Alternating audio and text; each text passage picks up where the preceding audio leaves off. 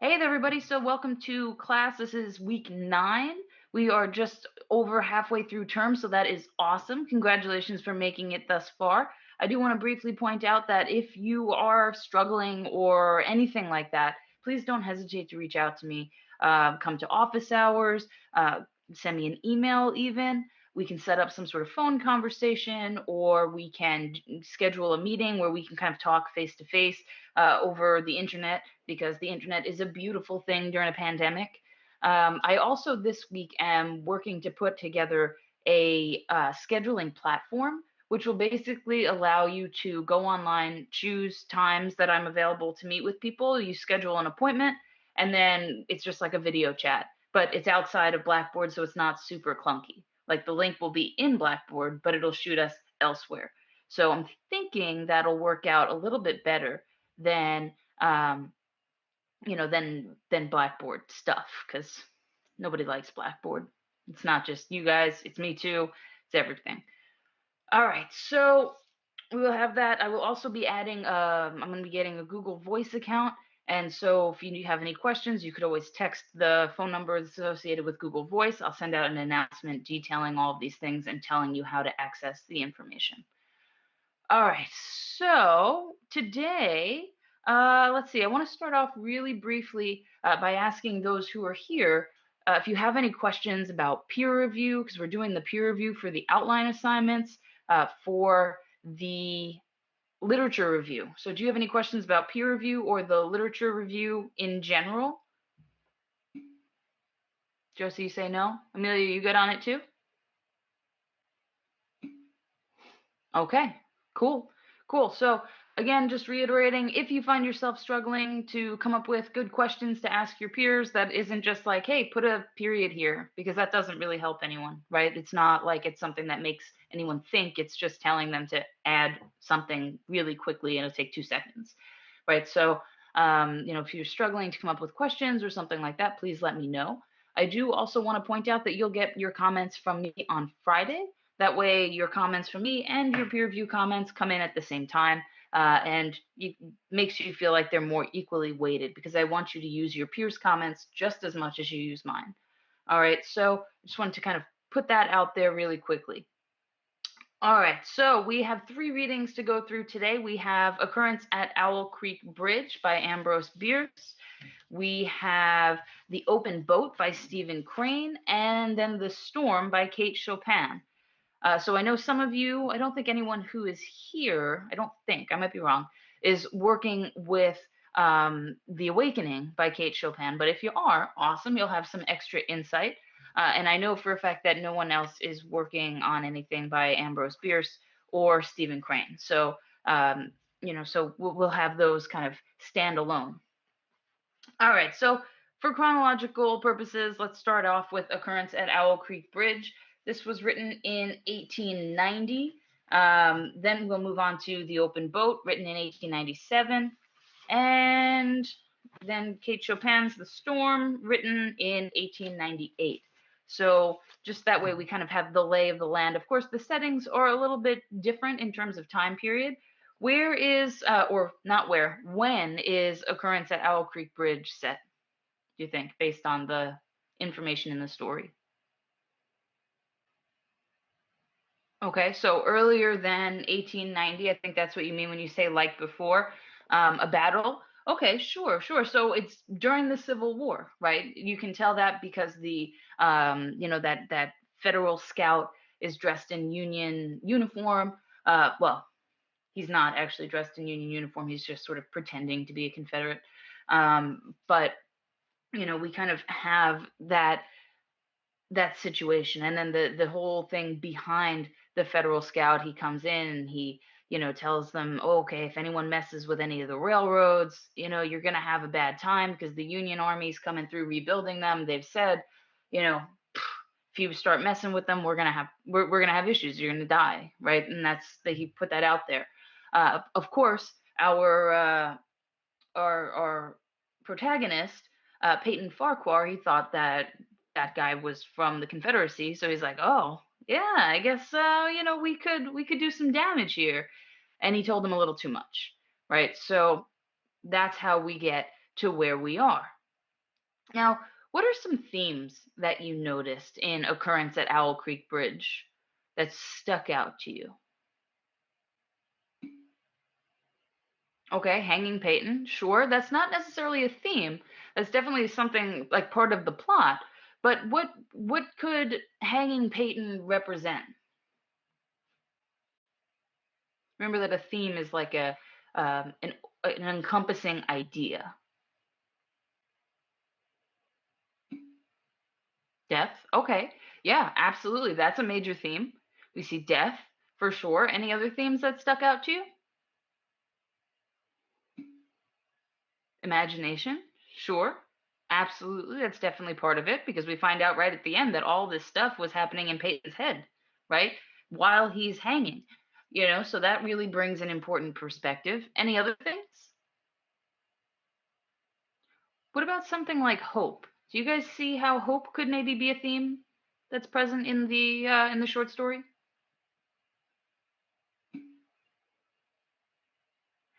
Yeah, Peyton made it hoped that he made it home alive to his family, even though it was his imagination, right? It's this idea that hope is a driving force in anyone's life, right? Without hope, what do we have? So Peyton's drive to get home to see his family, his hope to do that, overshadows his death in a way. It overshadows the fact that he's being hanged for this crime. It overshadows how he is dying, right? The amount of time that the story talks about his actual death is super short, right? It's like 2 to 3 paragraphs, maybe. And the rest of it is that imagination that you're talking about, Josie. It's him in his head trying to get himself out of this bad situation that he can't actually get himself out of. So yeah, I agree with you in that sense for sure, for sure. I also saw a couple of others, kind of the theme of the importance of family, right, tying into Josie what you've said there. I also noticed a theme of passage of time, because we see how time gets shifted in this story, right? It starts out going kind of normal speed, and then, he drops, and it just stops almost while he's having this, imaginary race to get back to see his wife. And then as soon as he sees her and is about to embrace her, then whoosh, time starts up again and he dies, right? So it's a very interesting, kind of game that Beers plays with time to allow us to see this glimpse of Peyton's death and his journey into death. And then there was also a little bit of pain as part of life. And the way that the story talked about it, it was more physical pain, but also emotional pain, right? How do you guys, did you guys happen to see that? That life and pain go hand in hand. You can't have one without the other.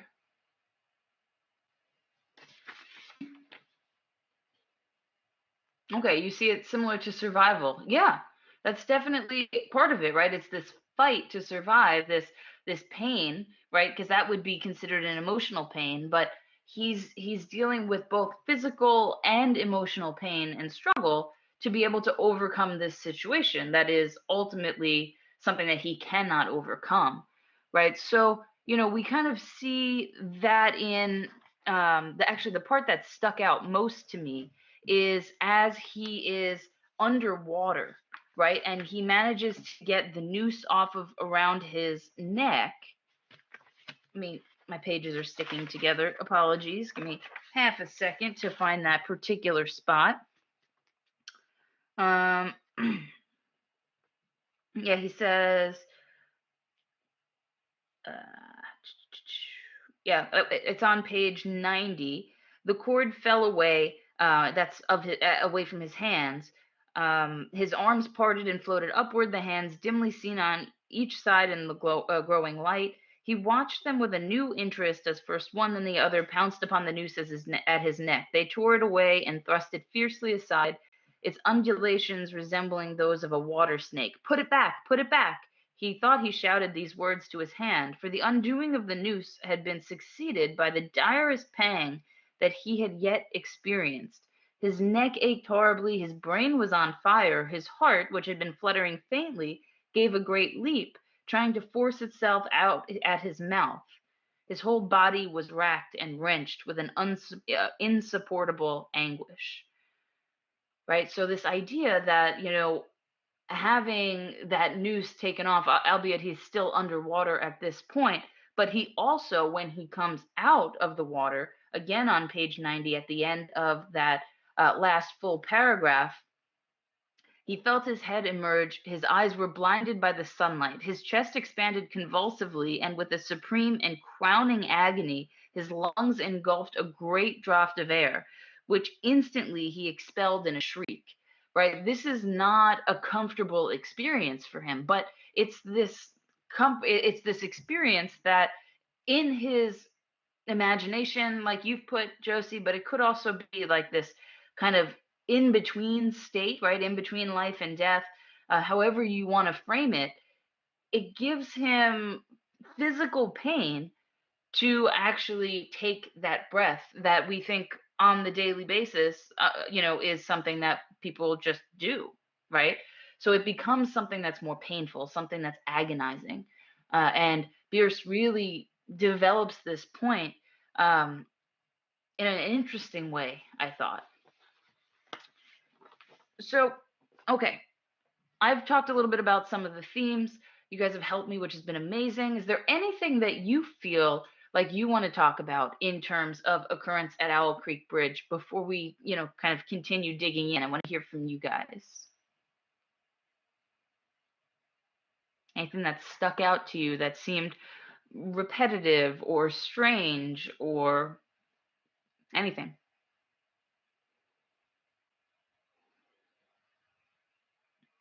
No? Okay. So, what about this? Okay. I was reading, and the thing that stuck out to me about the opening part when they were talking about how Peyton was going to die, right? Where they set up the scene, right, with the sentinel on each of the sides of the bridge, and then the captain was in the center, and then there was the group of spectators who were watching it happen. The interesting thing that stuck out to me is that it's not any of these men that actually kills Peyton.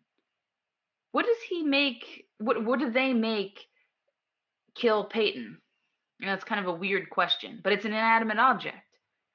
How did Peyton actually get dropped from the bridge? Yeah, Josie, exactly. It was some type of plank.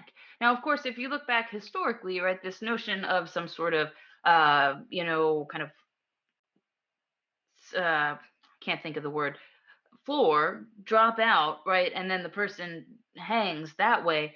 But this is a little bit farther removed, right? Because we have the captain standing on the plank, and then he steps off the plank um, as the sentinel steps onto the plank, and then the sentinel steps off the plank, and then Peyton falls, right? Did that seem interesting to you guys? Does that seem like something that maybe says something about this situation, about the Union Army, maybe, or about the captain who's in charge of this hanging? Or do you think I'm overreaching at this point?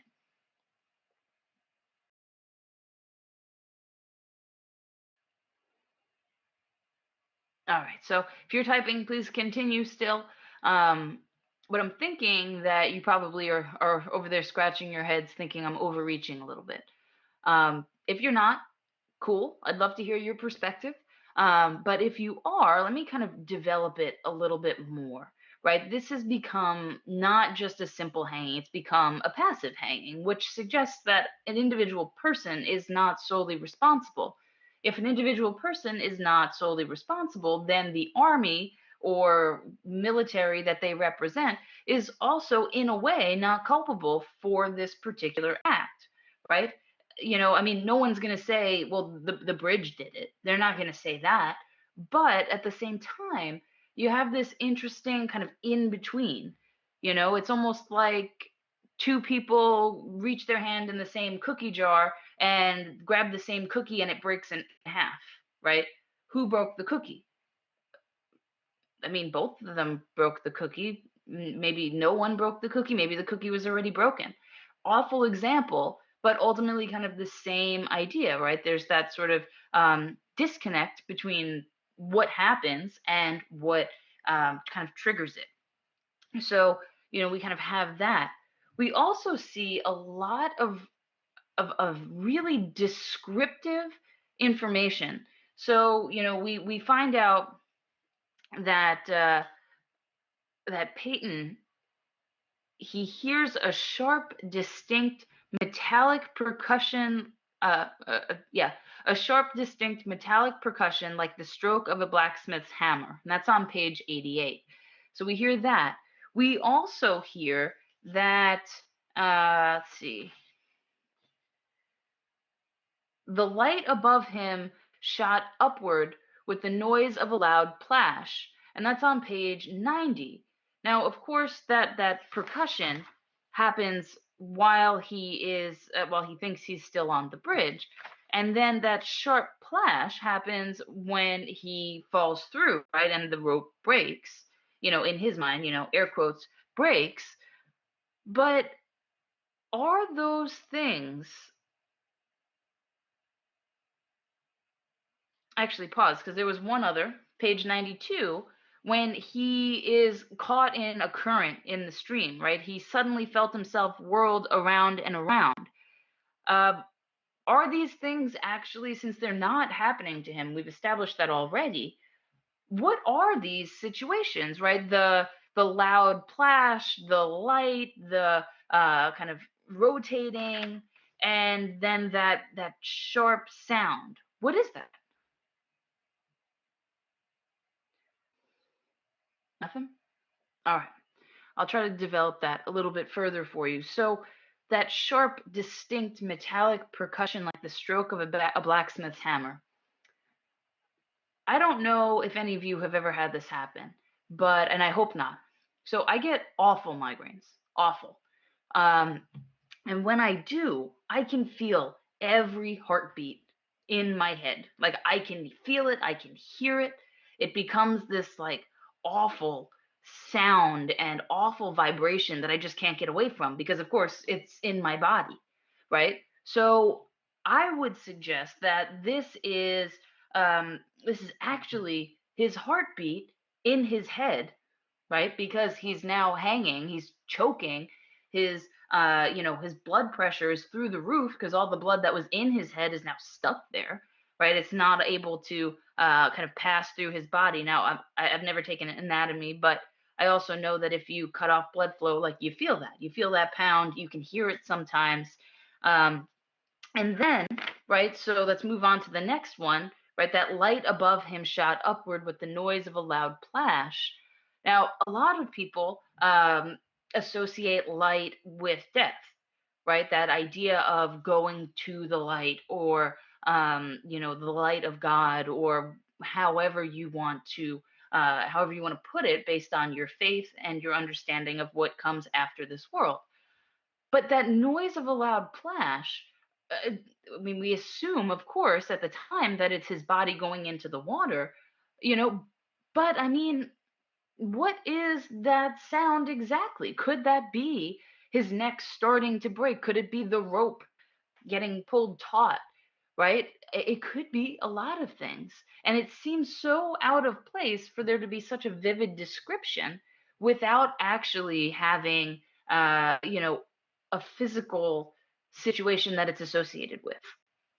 And then moving on to this, he suddenly felt himself whirled around and around when he was trying to get out of the stream, he called it, but that sounds like some crazy water. So I don't know what it really was, probably some sort of rushing river. But if you've ever seen a movie, say, where someone is pushed off of a bridge or pushed off of some elevation with a noose around their neck, what happens? Right? They rotate, they spin because they're trying to break themselves free, and our natural motion is to twist, right? So these situations that Bierce makes part of Peyton's escape also could very similarly be happening with him while he's hanging from the bridge. while he's in this imaginary state and he's believing that he's escaping to go back to his wife, while he's thinking, God, how embarrassing would it be if I get shot, or get shot after I'm hanged, or get uh, what did he say? He said something about getting hanged, um, dying of being hanged at the bottom of the river or something like that, right? So, these things are representative of what's actually happening to him rather than what's happening inside his brain. So you can make that argument. That's an analysis that could definitely work. Um, and then the kicker is right here, right at the kind of toward the end, right before he meets his wife, right? He could no longer feel the roadway beneath his feet, right? He's got this circle of black on his neck. He's got a swollen tongue. He can't close his eyes. All of those things are because he's not in those situations. Those are actual physical sensations that he is having, right? So that ties together all of these other sensations that seem to be in the proper place when you're thinking he's escaping. But then once he's not, that seems weird. How does he feel and hear all these things, right? So yeah. So I think that's the kind of big thing. And the other thing that I think Bierce wanted us to take away is this sort of self-affirmation that he feels, that Peyton feels when he does fall into the river, right? He feels um, this hope, like we talked about before, but this also appreciation of things around him, right? He starts looking um, at the ripples in the water and feeling them, and looking at the leaves and the spiders and the prismatic colors. That's on page 90. He also, Bierce says that Peyton made record of things never before perceived, right? Things that people who are, just plugging along in daily life aren't even thinking about, right? They just, yeah, there's a ripple there. Oh, yeah, there's a spider over here. Oh, ew, that spider's walking on the water, but they're not thinking of the beauty of it.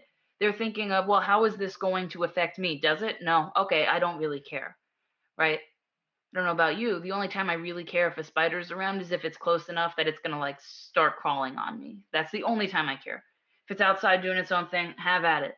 But just don't come inside because they do not listen to conversation. I tried to make a deal with a spider one time and it ended up in the middle of my kitchen while I was trying to make food. It was a bad time. Right. So all jokes aside, even though that did actually happen, um, we have this kind of interesting perspective on Peyton Farquhar's hanging. Anything else that you guys want to bring up about occurrence at Owl Creek Bridge before we move on to the open boat?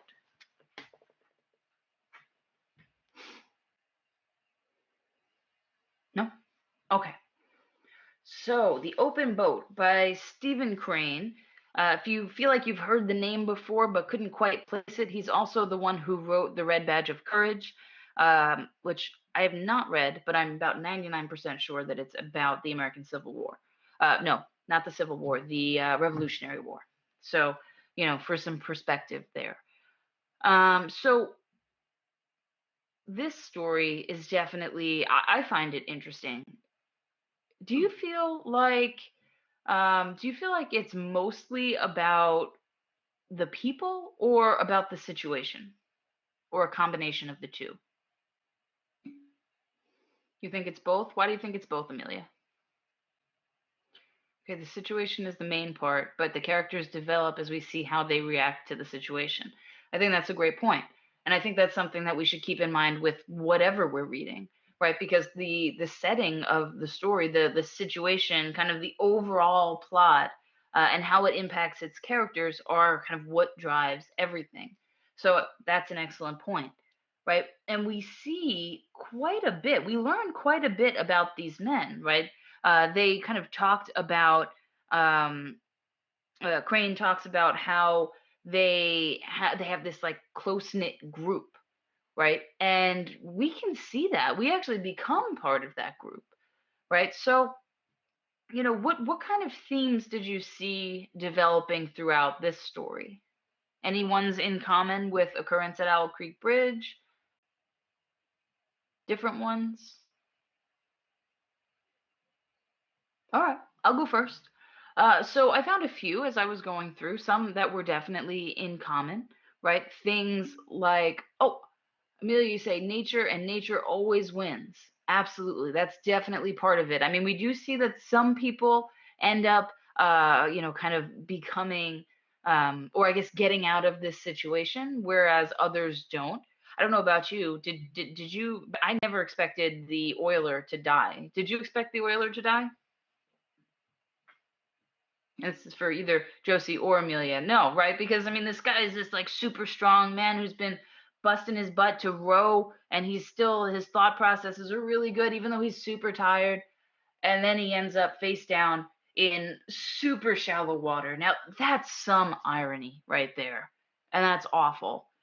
And that is a great example of how nature can overcome even an intense amount of inner strength, right? Sometimes there's nothing that you can do, right? So nature and how nature always wins is definitely a major part of this story, right? I'd also put out there, survival, right? This idea of trying to persevere through this awful situation. So perseverance is another one. Hope again, right? Because, gosh, these men needed to hope and to believe that they were going to make it. They needed to see, that idiot swinging his coat around, and they needed well, they needed to rant about him a little bit because who does that? But also, I mean, the guy didn't realize the severity of their situation. At least that's not what it seems. But, we kind of have that. We also have the idea of fate, kind of creeping in. There's actually a mention of it on page 6, and I wrote my own page numbers in here just as reference. So it seems like this particular text crept up on Blackboard without getting the page numbers added. So if you want to just kind of mark them down on your own copy, that's how we can, discuss these particular pages. And then there was also that notion of respect, right? Because the captain is injured, his ship went down, which is like the worst thing that could happen to a captain. And his crew is still there. They're still fighting for their lives, but also for his, and he can't really contribute more than to just tell them, you guys are doing a great job. Keep it up. We've got the lighthouse right there. We can see it. So we're close, right? And he's like their cheerleader and the person that's giving them reminders. So that respect that they have for him is something that really stood out, at least to me. Um, we see that on page 4, the correspondent is being discussed, and the narrator who seems to get in everyone's head. So they're third person omniscient, right? So they're from the outside, but also they know what everyone's thinking and what their actions are and things like that. But the narrator says the correspondent, who had been taught to be a hard judge of men, knew even at the time that it was the best experience of his life, but no one said it so, no one mentioned it.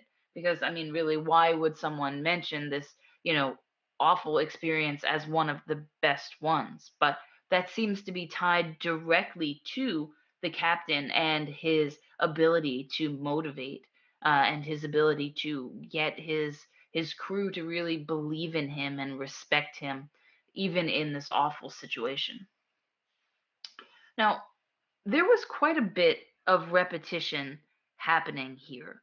There was the strange they don't see us, that was repeated 2 or 3 times. This idea of they'll come for us soon was repeated 2 or 3 times. And then this phrase, if I'm going to lose my life to the sea, if I'm going to lose my life to the sea, they repeated that in the phrase. Why was I allowed to come this far to see sand and trees? That was also repeated twice, that whole phrase, including the repetition inside that phrase. Why repeat these? Is Stephen Crane just a lazy writer who wanted to reuse his material, or do they tell us something about this short story and about these characters? No? Okay. Well, I would venture to say that this repetition obviously important. Anytime something's repeated in a story, should stick out in your mind as something you want to dig into further. Okay? And the fact that they're digging into or they're really hanging on, oh, it's strange they don't see us, right? These people that are supposedly on the shore, there's a house right there, there's a lighthouse, and these people that should be living there are just not seeing them. Also, this idea that they're going to come for us soon, and then this awful, this awful irony of why was I allowed to see the sand and the trees and die anyway? I've lived through this awful ordeal. Josie, you say repetition usually shows how they're thinking a lot. Yeah, that's true. If there's different, like if these different situations keep coming up and they keep responding in the same way, it says a lot about a character or about a situation.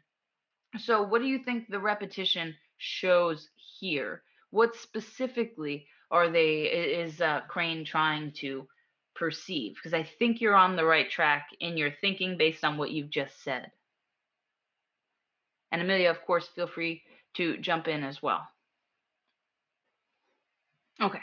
So, what that's about essentially is that perseverance and the hope, right? They are ultimately still trying to survive this ordeal. They can't get over the fact that these people who should be trying to save them. Oh, Josie, you say it's a pretty intense moment. So there are a lot of thoughts going through their heads as to why they're not getting help. Absolutely. Great, great, great perspective. Yeah, they're just like, what in the world is happening? Is this, in their mind, they're like, is this just like negligence? Is no one at this stupid lighthouse? That's like literally their job. This guy on the shore, he's going to come and get us, right? He's coming for us soon. And then he's just waving his jacket around because he thinks they're fishing, right? And then, this, if I'm going to lose my life to the sea, right? Repeating it again, almost either this could go two ways, right? Either repeating it so they can get themselves used to the idea or repeating it in defiance of the idea, right? I would say that it could go either way, but more than likely it's in defiance, right? It's like, especially when you couple it with the discussion about fate on page 6, when they're like, geez, fate, just give us a break. All right. We were shipwrecked. Our captain was hurt. We lost a lot of our crew members. We're stuck in this tiny boat, and we have been surviving for days and just rowing from the middle of the ocean all the way to the shore. And if we die now, I'm going to be pretty mad about it, right? Now, of course, that's a little silly, right? If we die, I'm going to be mad, but that's ultimately what it is, right? It's this frustration, this we have come so far, and if we do not make it, right? So we've got that kind of happening throughout you with this repetition. Um, I have a question for you. So we've talked about that man who was, either signaling or not with his jacket on the shore, right, waving it around like a wheel. Um, but why is this man's coat and the captain's coat linked symbolically somehow? Right, because remember the captain said, "Here, use my coat, hang it on the oar, and let's sail." And they did that successfully until the wind stopped. So, is the fact that this coat, different coats, but that a coat appears in multiple places, again with that repetition, is it symbolic of something? Symbolize hope for survival. Absolutely, Josie. I'm right there with you. Right? Because the coat, as a sail, gave them the best opportunity to get to land as fast as possible.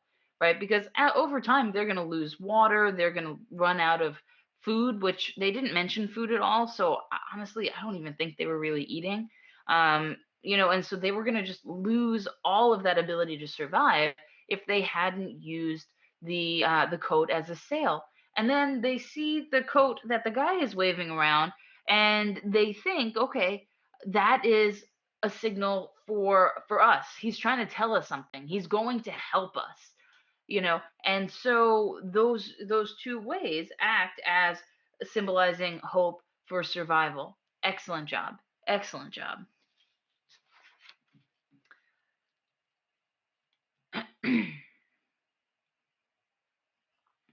All right, I'm trying to see if there was anything that I. Yes, there is one more thing to point out. There was one sentence that really stuck out to me. This was on page 11, and it was about when the two oarsmen, right? So the correspondent and the oiler were able to take time off on their own because the cook used the oar at the back of the boat to help steer, right? So they were able to like make it work so that both the oiler and the correspondent can sleep at the same time, recharge those batteries. Well, that's on page 11, and the narrator says they curled down and slept once more the dead sleep. Do you guys feel that this was foreshadowing? Like giving the reader a little bit of a hint as to what was coming? Or you feel they're just talking about sleeping? Okay, Josie, you say it could be foreshadowing since anything could happen if they sleep. Okay, I think that's absolutely true.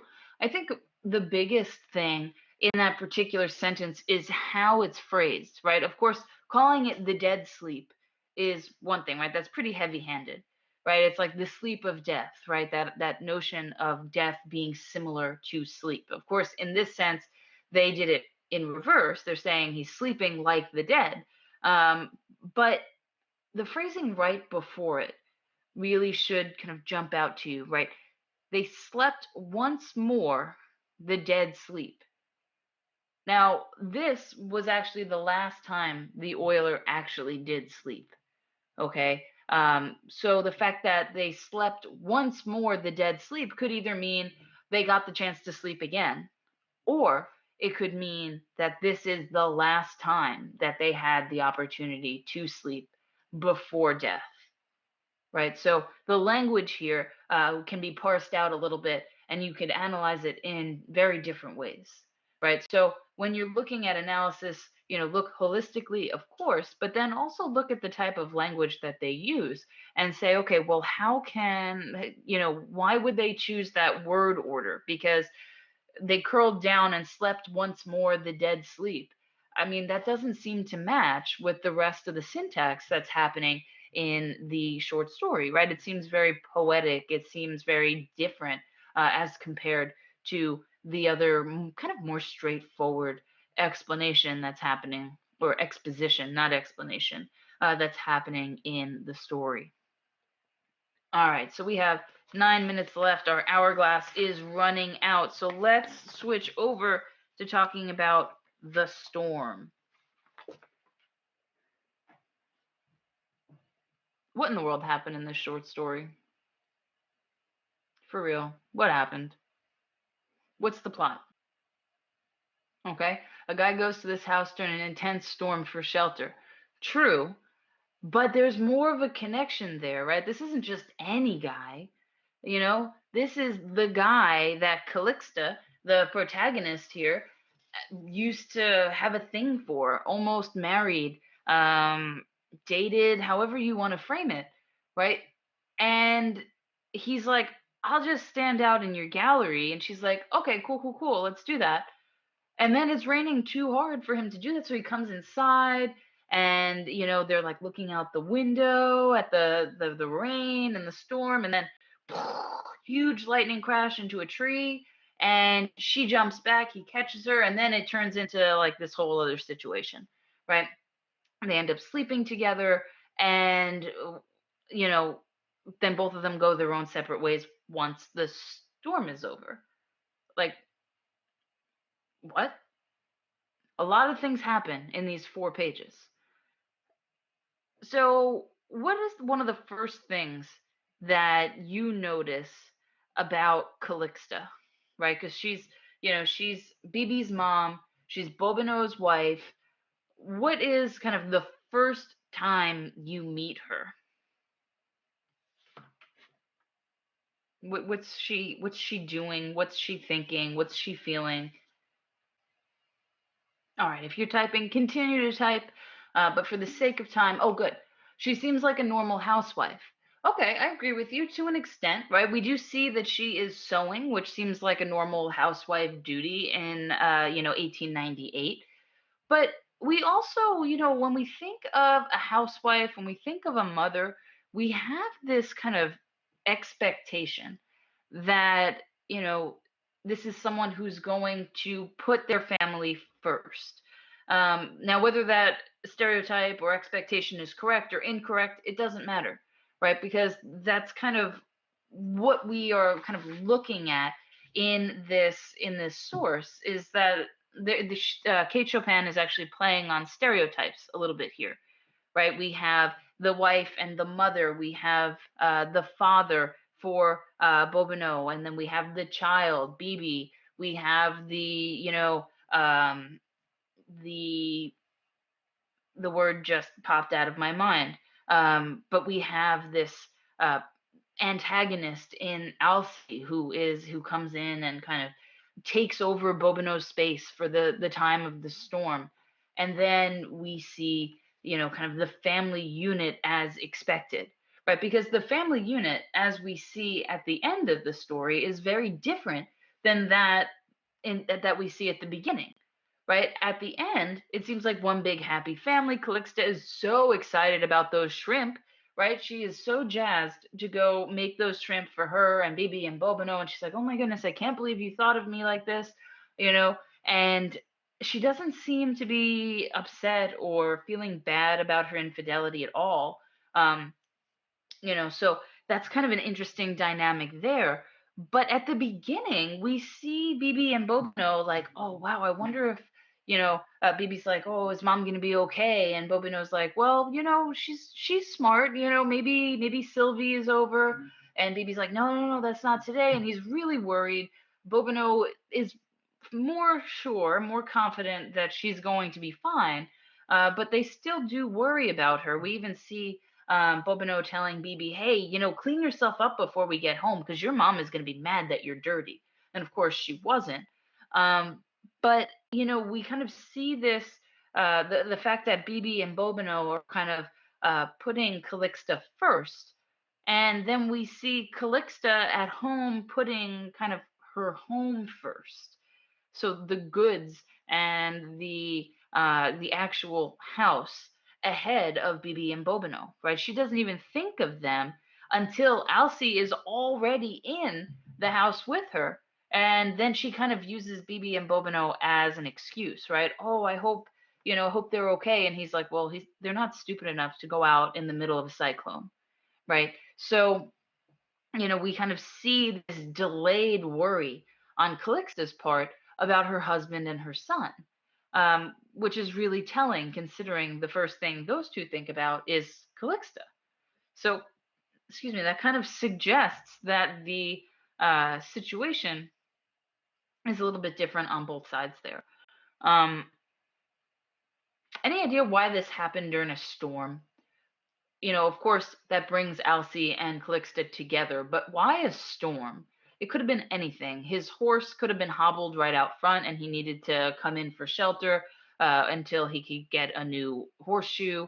It could have been anything that brought them together, but why a storm? Josie, you say she seems to be afraid of storms, so she needs some type of support. Possibly, but she didn't even notice that the storm was coming until let's see, what was it? Yeah, it on page 154. It began to grow dark, and suddenly realizing the situation, she got up hurriedly and went about closing windows and doors. Right? It was just sort of more of a practice routine rather than her being like, "Oh my god, oh my god, oh my god, I gotta go, close all these doors, close all these windows. I'm freaking out. Let me go get the laundry." It was more methodical. Like, let me go around, close the windows, close the doors, get the laundry so we don't lose it, and then that's when she sees Alcy. So I would push back against what you're saying a little bit here and say, I don't know that she was afraid of the storm, unless it was in metaphor, okay? Because passion in this story is equated to the storm. So this passion that she has with Alcy is, this kind of with the force of this storm. And so she does seem to be afraid of that passion, at least at first. Um, for what reason, we don't really find out in the story. It could be because she is, uh, you know, mindful of the fact that she is Bobino's wife. It could be because, she just she'd always wanted to be with Alcy, back from the days when they were at Assumption together, and she was just nervous. It could be she was worried for BB, but I tend to think that it was a little bit more that she was much more. Mm, I don't want to say much more. I want to say that she was having an internal battle in that moment. Right? I don't necessarily think that she was afraid. I think she was trying to weigh her choices, or that she was afraid of that passion and unleashing it and what that would mean for her family. All right. It is now 8 o'clock. Our little hourglass is taking extra time today. So it's 8 o'clock. I don't want to keep you any later. If either of you have anything that you want to talk to me about, please stay after. I'm happy to talk to you. Otherwise, I hope you guys have a great night. Great job in class today. And I will see you next week. If you need anything between now and then, send me an email, pop in during office hours. Otherwise, have a good one. Bye, guys.